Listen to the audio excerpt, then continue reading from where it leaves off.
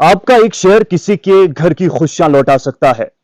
एक 28 बरस का नौजवान, पहले वालिद गुजर गया, उसके बाद एक लौता भाई था, वो भी गुजर गया, और फिर खुद के साथ एक ऐसा हादसा पेश आया जो पीछे 3 बच्चियों अपनी वालिदा को छोड़कर दरबिस्तर हो गया।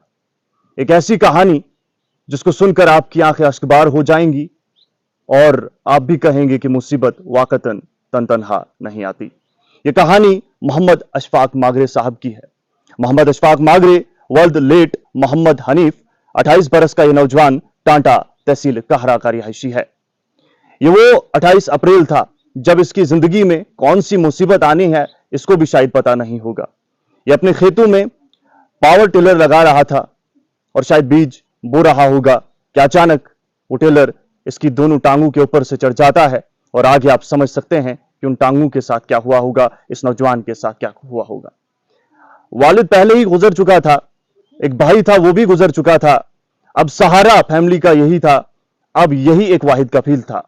लेकिन जब इस तरीके का हादसा इस नौजवान के साथ पेश आया तो जनाब एक तरीके से मातम छा गया पूरे इलाके में कि अब इस फैमिली को कौन देखेगा। आनन फानन में जवान को जीएमसी के एसोसिएटेड हॉस्पिटल डोडा ले जाया गया, लेकिन जख्मों की हालत को देखते हुए बाद अज़ां जम्मू जीएमसी के लिए रेफर किया गया। लेकिन बदकिस्मती से दोनों टांगों की वो हालत थी कि दर बिस्तर है, तब भी बिस्तर पे था, अब भी बिस्तर पे है, ना जाने कब तक बिस्तर पे रहना पड़ेगा। अब इस नौजवान को हमारी मदद की जरूरत है। एक मौका और एक इम्तिहान हम सभी के लिए। एक नौजवान वाहिद कफील घर का, 3 बच्चियां, वालिदा और बीवी घर में खाने का इंतजार कर रही हैं, इसके उठने का इंतजार कर रही हैं, लेकिन इसके इलाज के लिए पैसा चाहिए। हमारे साथ मुकामी सहाफी जुड़े हुए हैं। मोहतरम, मैं चाहूंगा जरा तफसील दीजिए कि क्या कुछ हालात हैं।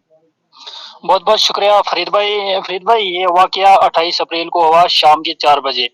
जिस तरह आपने तफसीली से बात की कि इसके कैसे कैसे हादसा के साथ इन्होंने लड़ा। इसके वालिद का भी इंतकाल हुआ, बड़े भाई का भी पहले इंतकाल हुआ है।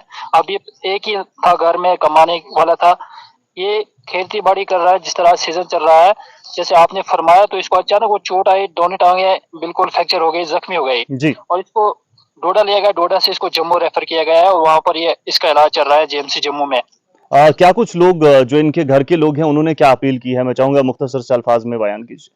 अपील उन्होंने एक ही कि लोगों से गुजारिश है कि वो ज्यादा से ज्यादा इमदाद करे।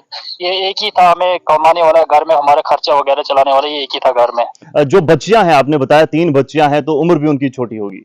जी बिल्कुल छोटी उम्र है, तकरीबन एक है 6 साल की, दो है, दूसरी है 4 साल की शायद है, तीसरी जो है वो 2 साल की है शायद। तो बहशते हमसाया क्या आप अपील करेंगे? अपील बस लोगों से ये अपील करना चाहूंगा कि जिस तरह पहली वीडियो हमने एक शेयर की थी, उसमें लोगों ने काफी इमदाद की। तकरीबन 1.5 लाख रुपया जमा हुआ था। गोल्डन कार्ड इसके पास भी था, लेकिन उसका भी इलाज चल रहा है, उसकी भी लिमिट खत्म होने वाली है।